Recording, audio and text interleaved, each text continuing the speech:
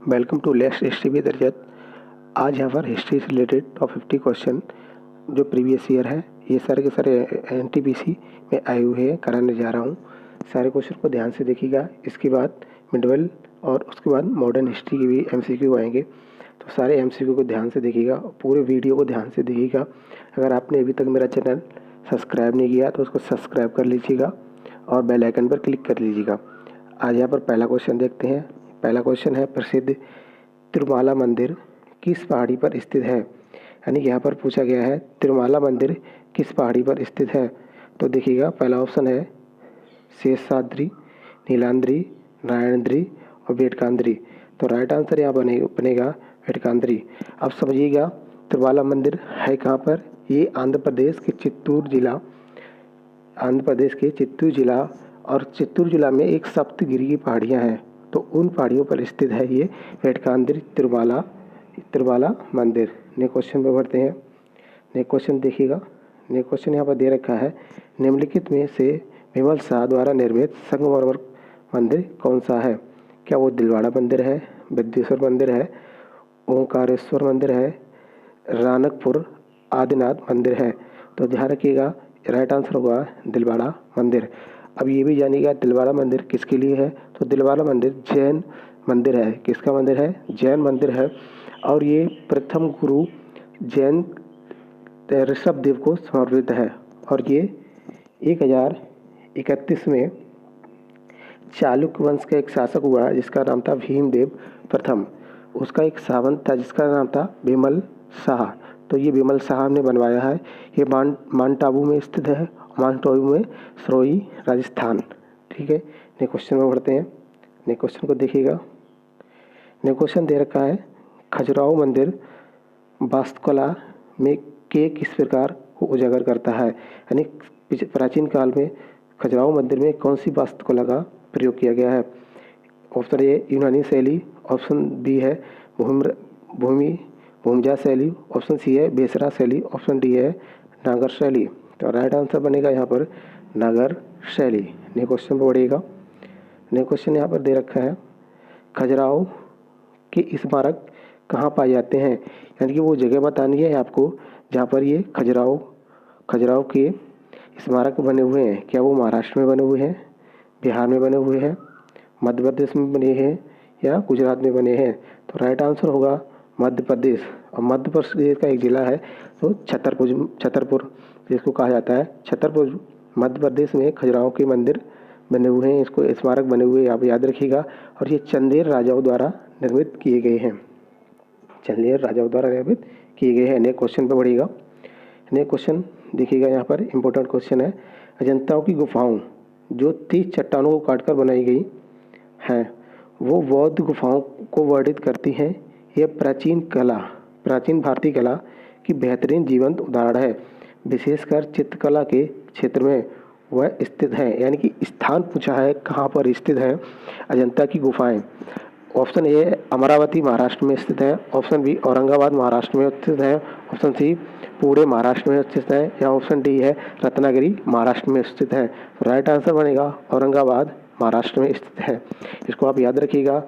और अजंता की गुफाओं में क्या है? अजंता की गुफाओं में शेर, चीता और अन्य प्रकार के जंगली जानवरों के चित्र उत्कृष्ट किए गए हैं। नेक्स्ट क्वेश्चन पर पढ़ते हैं।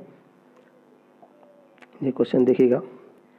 नेक्स्ट क्वेश्चन यहाँ पर दे रखा है, बौद्ध तीर्थ स्थान दांत का मंदिर यहाँ स्थित है। यानी दांत का मंदिर कहाँ पर स्थित है? ऑप्शन ए है मलेशिया में, ऑप्शन ए मलेशिया में, ऑप्शन बी श्रीलंका में, ऑप्शन सी नेपाल में, ऑप्शन डी चीन में।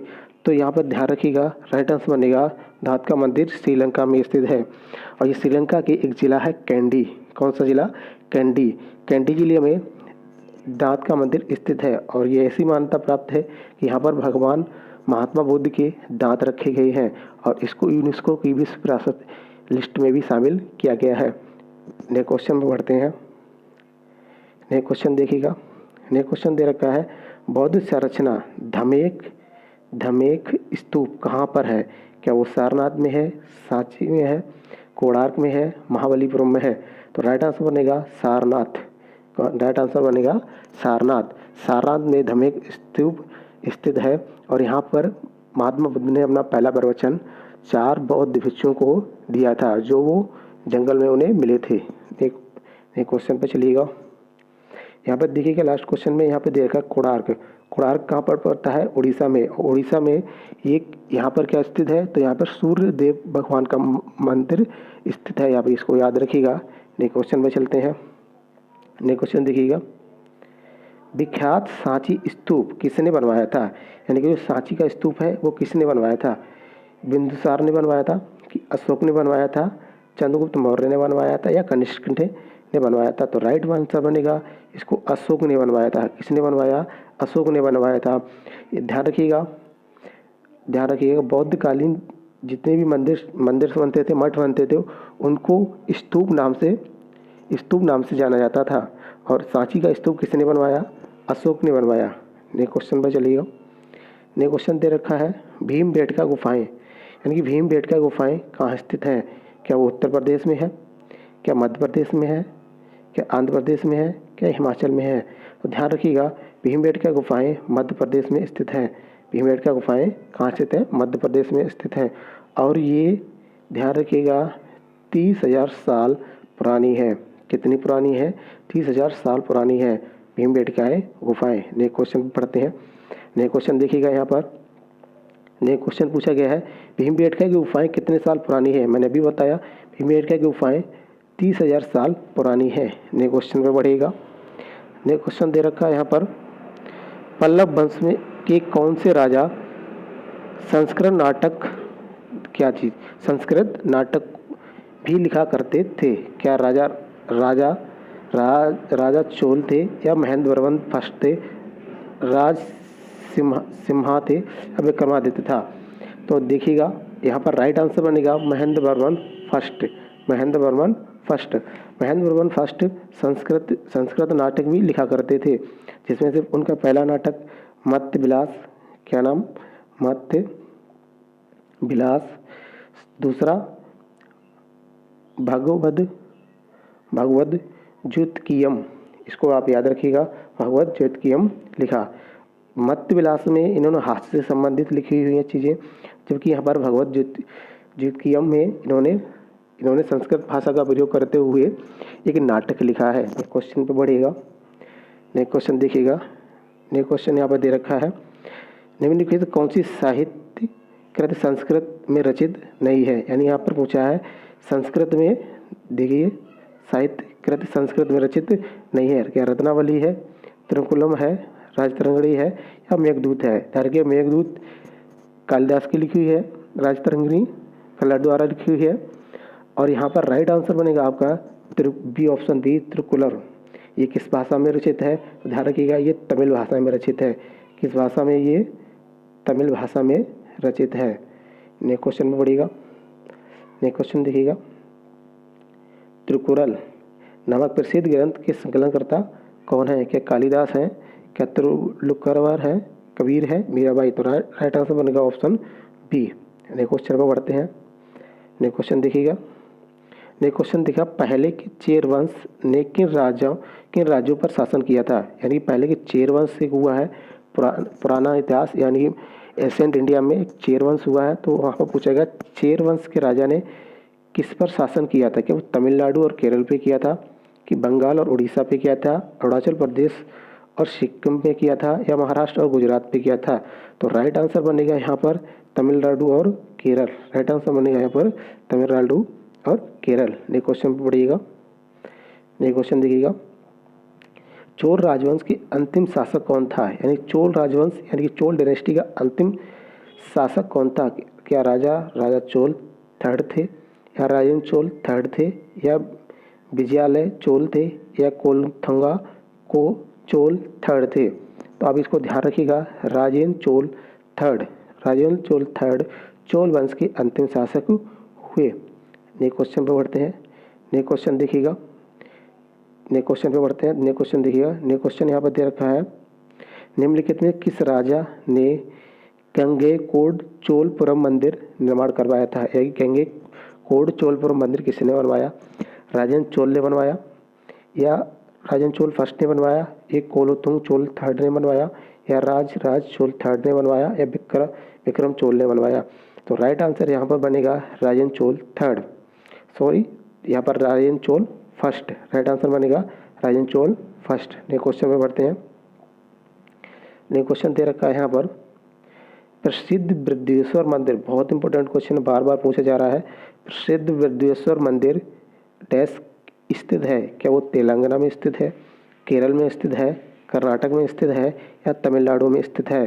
तो ध्यान रखिएगा, प्रसिद्ध बृहदेश्वर मंदिर तमिलनाडु में स्थित है। कहाँ पर स्थित है? तमिलनाडु में स्थित है। और ये मंदिर द्रविड़ शैली, प्राचीन समय में बहुत सारी शैली चलती थी, द्रविड़ शैली द्वारा निर्मित है और इसका निर्माण राज प्रथम के शासनकाल में हुआ था। नेक्स्ट क्वेश्चन पे बढ़ते हैं। नेक्स्ट क्वेश्चन देखिएगा। नेक्स्ट क्वेश्चन दे रखा है, श्रीलंका राष्ट्र की पहली राजधानी कौन सी थी? श्रीलंका राज्य की पहली राजधानी कौन सी थी? क्या जाफना थी, क्या पोलनुवा थी, अनुराधापुरा थी या कैंडी थी? तो ध्यान रखिएगा, ऑप्शन सी राइट आंसर है अनुराधापुरा। श्रीलंका राष्ट्र की पहली राजधानी कौन थी? अनुराधापुरा।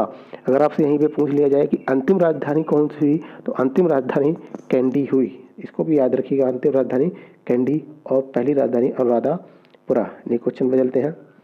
नेक्स्ट क्वेश्चन देखिएगा। नेक्स्ट क्वेश्चन दे रखा है, कौन से चोल राजा ने मालदीव के द्वीपों पर दरियाई विजय प्राप्त पाई थी? यानी कि वो राजा कौन सा था जिसने मालदीव, देखिएगा मालदीव क्या है? एक द्वीप है, इस पर उसने दरियाई विजय प्राप्त की थी।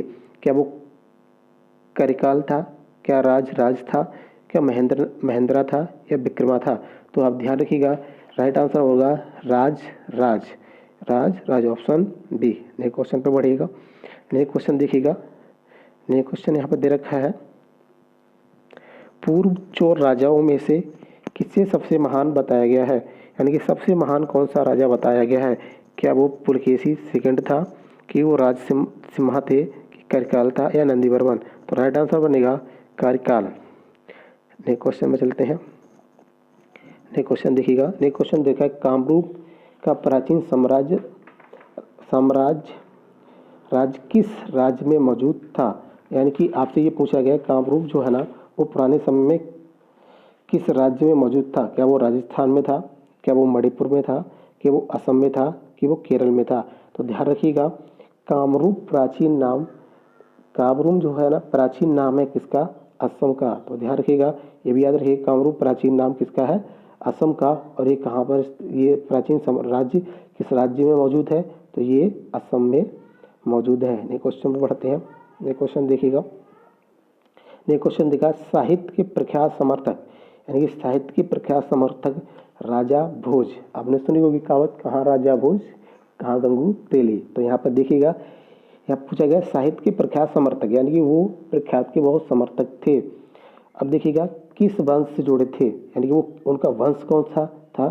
क्या वो चालुक्य वंश थे, क्या वो चोल वंश से थे, या परमार वंश से, या पाल वंश थे? तो ध्यान रखिएगा, वो किससे रिलेटेड थे राजा भोज? परमार वंश से। नेक्स्ट क्वेश्चन में बढ़ते हैं। नेक्स्ट क्वेश्चन देखिएगा। नेक्स्ट क्वेश्चन दे रखा है, राजतरंगिणी द्वारा किन राज्यों के राजाओं का वर्णन किया गया है? यानी कि पुस्तक लिखी गई है राजतरंगिणी, और राजतरंगिणी में किन राजाओं के राज्यों का वर्णन किया गया है? तो ध्यान रखिएगा, यहाँ पर कश्मीर, कौन सा राज्य? कश्मीर राज्य का वर्णन किया गया है। कश्मीर राज्य का वर्णन किया गया है। और जिस समय तरंगिणी लिखी जा रही थी, तो इसमें एक राजा था जय सिंह। कौन राजा था? जय सिंह। तो जय सिंह के बारे में, जय सिंह के शासनकाल के बारे में लिखा गया है, जिसमें 8 तरंग हैं। कितने? 8 तरंग और 8000 श्लोक हैं। 8 तरंग और 8000 श्लोक हैं। और उसमें से पहले 3, ध्यान रखिएगा, उसमें से पहले 3 कश्मीर के इतिहास के बारे में वर्णन करते हैं। तो इस पर इस क्वेश्चन से इतनी जानकारी मिली। नेक्स्ट क्वेश्चन में बढ़ेगा। नेक्स्ट क्वेश्चन को देख लीजिए। नेक्स्ट क्वेश्चन दे रखा है, किस चालुक्य राजा ने कन्नौज के राजा हर्ष को पराजित किया था? यानी कि कन्नौज का राजा, कहाँ पर? कन्नौज के राजा को किस चालुक्य राजा ने पराजित किया था? ऑप्शन बी सिद्धराज सोलंकी ने किया था, या वास्तुपाला ने किया था, या पुलकेशन सेकंड ने किया था, या मूलराज मूल राजा ने किया था। राइट आंसर बनेगा पुलकेशिन सेकंड। ध्यान रखिएगा दोनों के दोनों एक अपना राज्य का विस्तार कर रहे थे। एक उत्तर से जा रहा था, दूसरा दक्षिण से आ रहा था। दोनों एक जगह पे मिले और वहाँ पर इनका क्या हुआ, घमासान युद्ध हुआ, जिसके बाद कन्नौज के राजा को वहाँ पर हार का सामना करना पड़ा। किससे? पुलकेशन से। तो ध्यान रखिएगा किसने पराजित किया था कन्नौज के राजा हर्ष को? तो यहाँ पर पुलकेशन सेकेंड ने। नेक्स्ट क्वेश्चन पे बढ़िएगा। नेक्स्ट क्वेश्चन दे रखा है, इंपोर्टेंट क्वेश्चन बार बार आ रहा है पेपर में। ज्यामिति के जनक किसे कहा जाता है? यानी कि आपने ज्योमेट्री पढ़ रखी होगी गणित में, तो उसका जनक किसे कहा जाता है? क्या वो यूक्लिड है, या पाइथागोरस है, या रामानुजन है, या फिर फिबोनाची है? तो राइट आंसर बनेगा यूक्लिड। कौन है? यूक्लिड। नेक्स्ट क्वेश्चन पढ़ते हैं। नेक्स्ट क्वेश्चन देखिएगा। नेक्स्ट क्वेश्चन दे रखा है, निम्नलिखित में से प्राचीन संस्कृत शब्द कौन सा है? यानी कि सबसे प्राचीन संस्कृत शब्द किसे माना गया है? और उसको याद रखिएगा, क्या वाक्य वृत्ति है वो, क्या शब्दकोश है वो, कि अमरकोश है वो है, कि वो हर्षचरित है? तो राइट आंसर बनेगा अमरकोश। और इसको लिखने वाला कौन था? इसको लिखने वाला अमर सिंह थे। नेक्स्ट क्वेश्चन में पढ़ते हैं। नेक्स्ट क्वेश्चन दे रखा है, पंच सिद्धांतिका, बृहद संहिता और सांख्य सिद्धांत के लेखक कौन है? क्या वो आर्यभट्ट है, ब्रह्मगुप्त है, भास्कराचार्य है, या बारहमीर है? तो ध्यान रखिएगा इसका राइट आंसर बनेगा बारहमीर। नेक्स्ट क्वेश्चन पर चलते हैं। नेक्स्ट क्वेश्चन देखिएगा। नेक्स्ट क्वेश्चन यहाँ पर दे रखा है, गुप्त काल के दौरान चीन के किस यात्री ने भारत का भ्रमण किया था? यानी कि चीन का एक यात्री आया था भारत, वो गुप्त काल में आया। समझाइए गुप्त काल कहाँ से स्टार्ट होता है? चंद्रगुप्त श्रीगुप्त इसके स्थापित करने वाले थे, और ये चंद्रगुप्त मौर्य के समय से स्टार्ट होता है। तो उनके समय में एक चीनी यात्री आया। वैसे तो बहुत सारे चीनी यात्री आए हैं, फायान आया, हेनसांग वगैरह, ये सारे के सारे आए, लेकिन उस समय जो यात्री आया था उसका नाम क्या था? क्या ह्यून टेंगसेंग था, कि फायान था, आई चिंग था, या ली क्विसिंग था? राइट आंसर बनेगा फायान। क्या बनेगा राइट आंसर? फायान। नेक्स्ट क्वेश्चन में चलिएगा। देखिए ध्यान रखिएगा, फायान ने बहुत सारे यहाँ पर भारत को एक ब्राह्मणों का देश बताया। क्या किसका देश बताया? ब्राह्मणों का देश बताया। उसने कहा यहाँ पर सारी की सारी जनता खुशी से रहती है, और यहाँ पर ज़्यादा से ज़्यादा कृषि की जाती है, और यहाँ के लोग लहसुन है, मांस मदिरा है, इन चीज़ों से काफ़ी दूर रहते हैं।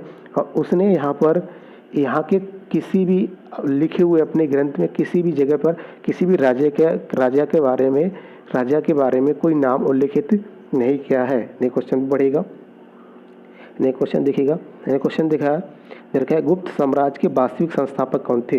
यानी गुप्त साम्राज्य के वास्तविक संस्थापक क्या चंद्रगुप्त सेकंड थे, समुद्रगुप्त थे, घटोत्कच थे, या श्रीगुप्त? राइट आंसर बनेगा श्रीगुप्त इसके वास्तविक संस्थापक माने जाते हैं, या इसके फाउंडर माने जाते हैं।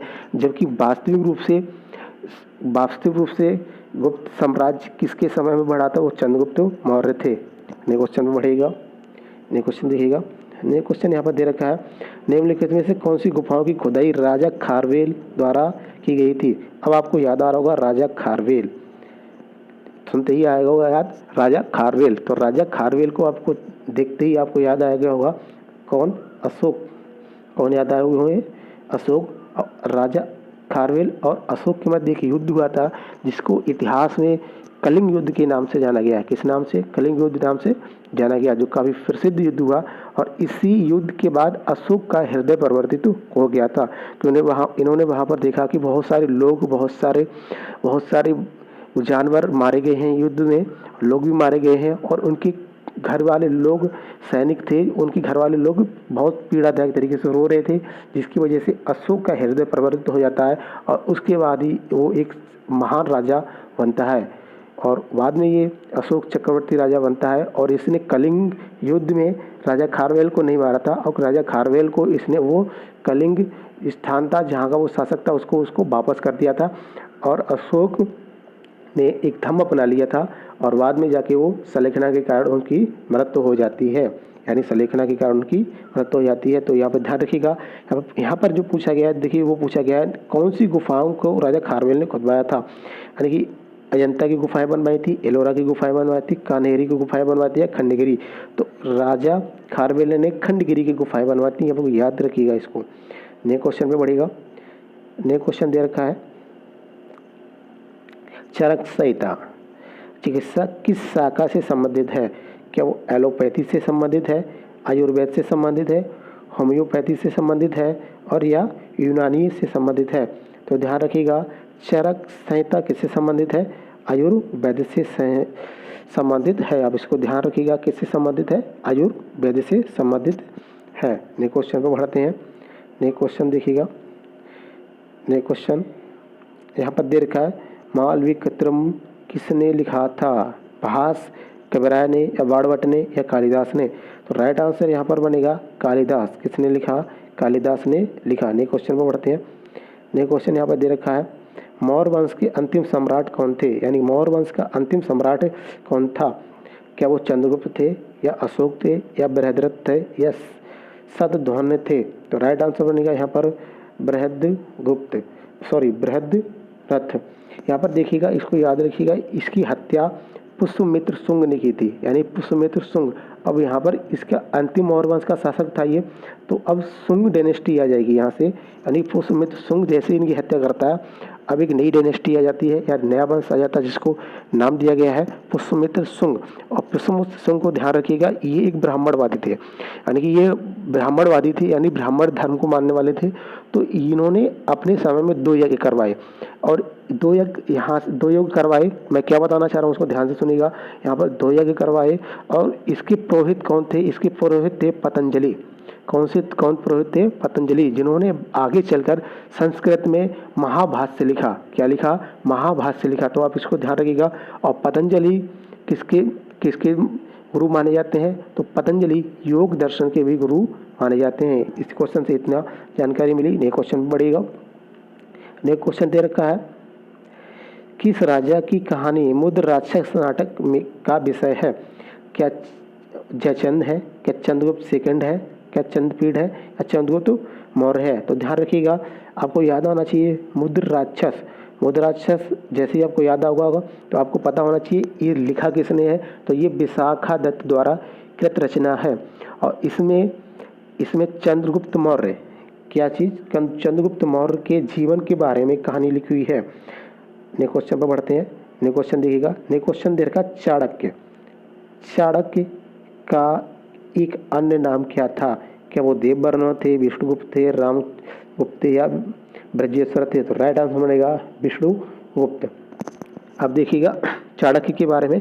चाणक्य को भारत का मैकियावेली कहा जाता है। क्या कहा जाता है? भारत का मैकियावेली कहा जाता है।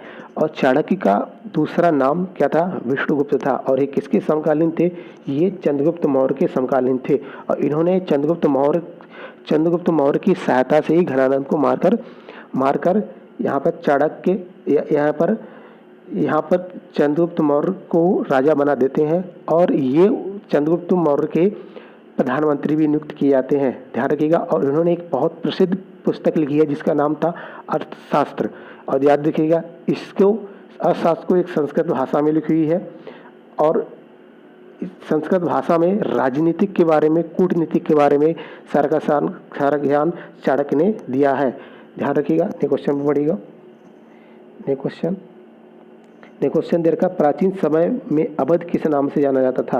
यानी कि उत्तर प्रदेश का इस टाइम एक जिला है जिसको अवध बोला जाता है, उसको अवध जिला किस नाम से जाना जाता है? ये प्राचीन शब्द भी है, काशी है, कौशल है, कौशाम्बी है या कपिलवस्तु है? तो ध्यान रखिएगा, अवध प्राचीन नाम कौशल का है। कौन नाम है? कौशल का है। नेक्स्ट क्वेश्चन में बढ़ते हैं। नेक्स्ट क्वेश्चन देखा है, जहाँ यह मानते हैं कि भगवान बुद्ध ने अपना पहला उपदेश दिया था, उस स्मारक का नाम बताइए।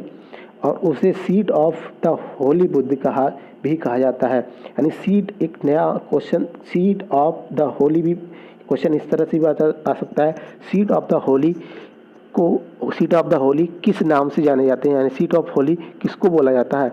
तो यहाँ पर देखिएगा, धमेक स्तूप सारनाथ, सांची स्तूप सांची, सिंगारदार स्तूप स्वाद घाटी, अदोद्रुल, चोतन गंगटोक।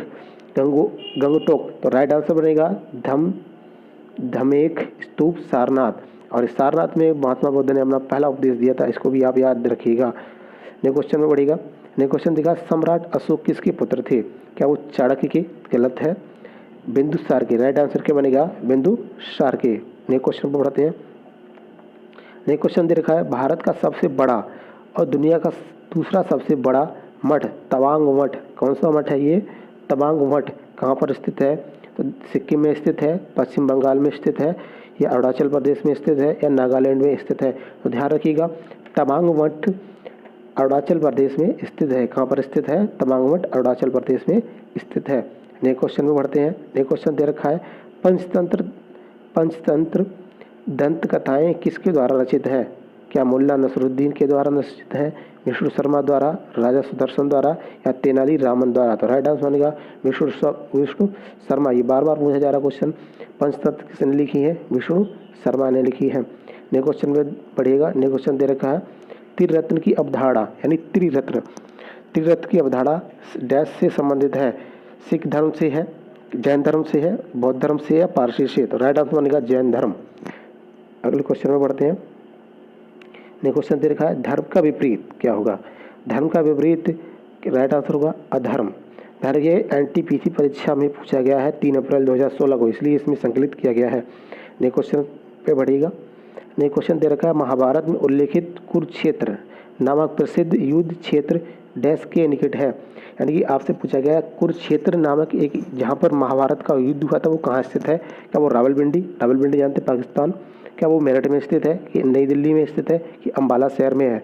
तो ध्यान रखिएगा, अम्बाला शहर में स्थित है कुरुक्षेत्र का स्थान। और ये अम्बाला शहर कहाँ पड़ता है? ये हरियाणा पड़ता है। तो ध्यान रखिएगा। नेक्स्ट क्वेश्चन में बढ़ते हैं। नेक्स्ट क्वेश्चन यहाँ पर दे रखा है भारत का राष्ट्रीय आदर्श वाक्य सत्यमेव जयते, सत्य जिसका पूरा तात्पर्य अर्थात सत्य की हमेशा विजय होती है, किस प्राचीन भारतीय शास्त्र से उद्गत एक मंत्र है? क्या ऋग्वेद से लिया गया, कि मुंडकोपनिषद से लिया गया, भगवत गीता से लिया गया, मत्स्य पुराण से लिया गया है? राइट आंसर बनेगा मुंडकोपनिषद। बहुत बार पूछा गया है, बहुत बार पूछा गया है क्वेश्चन सत्यमेव जयते कहाँ से लिया गया है? तो मुंडकोपनिषद से लिया गया है। नेक्स्ट क्वेश्चन बढ़ते हैं। नेक्स्ट क्वेश्चन में पूछ लिया गया है सत्यमेव जयते का अर्थ क्या है? क्या सत्य की विजय, सत्य विश्वास दुर्लभ, सत्य ईश्वरी, सत्य एक खजाना? तो राइट आंसर बनेगा सत्य की ही विजय होती है, यानी सत्य कभी हारता नहीं है। नेक्स्ट क्वेश्चन पे बढ़ेगा। नेक्स्ट क्वेश्चन दे रखा है निम्नलिखित में से किस वेद में बीमारियों का उपचार किया गया है? तो क्या वो अथर्ववेद है, सामवेद है, ऋग्वेद है, और यजुर्वेद है? ध्यान रखिएगा, कभी कभी इसका क्रम भी पूछा जाता है। 4 वेद है, उसका क्रम याद रखिएगा। एक वर्ड याद रखिएगा, रसिया, RSY A, ये इनका सार्थक क्रम है, इसको याद रखिएगा। क्रम में लगाने में भी आ जाते हैं। तो पहला है ऋग्वेद, सामवेद, यजुर्वेद और अथर्ववेद। तो राइट आंसर यहाँ पर क्या बनेगा? बीमारियों के बारे में पूछा गया है, राइट आंसर बनेगा लास्ट वाला अथर्ववेद। अथर्ववेद में ही काफ़ी वशीकरण के मंत्र, जादू टोना से संबंधित मंत्र भी दिए गए हैं। नेक्स्ट क्वेश्चन बढ़ेगा। और सबसे पुराना वेद कौन सा है? सबसे पुराना वेद ऋग्वेद है। नेक्स्ट क्वेश्चन पर बढ़ते हैं। नेक्स्ट क्वेश्चन देखिएगा। नेक्स्ट क्वेश्चन दे रखा है सबसे पहले पहिए किसके बने थे? यानी कि आदमी ने सबसे पहले पहिए बनाना सीखा था, वो किसके बने हुए थे? क्या वो रबर के बने हुए थे? रबर तो उन्हें तब तक पता भी नहीं थी। क्या कांच के बने हुए? कांच भी नहीं था। तो क्या था वहाँ पर? लकड़ी, क्योंकि वो जंगल में निवास करते थे और उन्हें लकड़ी की जानकारी हुई थी। और ये भी याद रखिएगा, उन्होंने सबसे पहले हथियार किसके बनाए थे? तो सबसे पहले उन्होंने हथियार पत्थरों के बनाए थे, जिसको वो जंगली जीव जंतुओं को शिकार करके अपने भोजन को खोजने में यूज किया करते थे, यानी उनका प्रयोग किया करते थे। उससे जंगली जानवरों को मारा करते थे। नेक्स्ट क्वेश्चन पे बढ़िएगा। सबसे पहले प्रयोग करने वाली धातु भी कौन सी थी? इसको भी याद रखिएगा।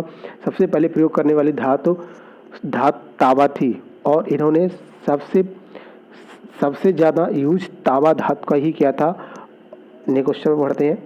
नेक्स्ट क्वेश्चन देखिएगा। नेक्स्ट क्वेश्चन दे रखा है सिंधु घाटी सभ्यता की सबसे महत्वपूर्ण विशेषता क्या थी? क्या वो वस्तु विनिमय प्रणाली, यानी कि एक वस्तु दे दी, दूसरी वस्तु उसकी जगह पे मिल जाएगी? स्थानीय परिवहन प्रणाली थी, या ईंट के बने भवन थे, या प्रशासनिक प्रणाली थी? तो राइट आंसर बनेगा ईंट के बने भवन। अब ध्यान रखिएगा, सिंधु घाटी सभ्यता, ये मान के चलिए कि इस समय जितनी भी सभ्यताएं हैं वो सिंधु घाटी सभ्यता में पहले से मौजूद थी। यानी प्राचीन समय में एक कोई अन्नागार भी हुआ करता था, स्थान जहाँ पर बंदरगाह बोलते हैं उसको लोथल नाम का बंदरगाह भी हुआ करता था। वहाँ प्राचीन समय में सिंधु घाटी सभ्यता में हमेशा सड़कें 90 डिग्री में एक दूसरे को काटा करती थी, और मकान इन दोनों सड़कों के दोनों तरफ स्थित हुआ करते थे, और सारे के सारे मकान ईंट के यानी पक्की ईंटों के भवन बनाए गए होते थे। इसको आप याद रखिएगा। बहुत विशाल अन्नगृह भी, स्नानगृह भी इनके पास हुआ करता था। नेक्स्ट क्वेश्चन पे इसलिएगा। नेक्स्ट क्वेश्चन दे रखा है, भारतीय पुरातत्व सर्वेक्षण का गठन किसने किया था, यानी पुरातत्व सर्वेक्षण किसने बनाया था? क्या वो अलेक्जेंडर कगिंगम थे, विलियम जोन्स थे, जेम्स बर्गेस थे या एनपी चक्रवर्ती थे? तो राइट आंसर बनेगा अलेक्जेंडर कगिंगम। नेक्स्ट क्वेश्चन में देखते हैं। इस प्रकार से यहाँ पर मैंने टॉप 50 क्वेश्चन करवाने की कोशिश की है।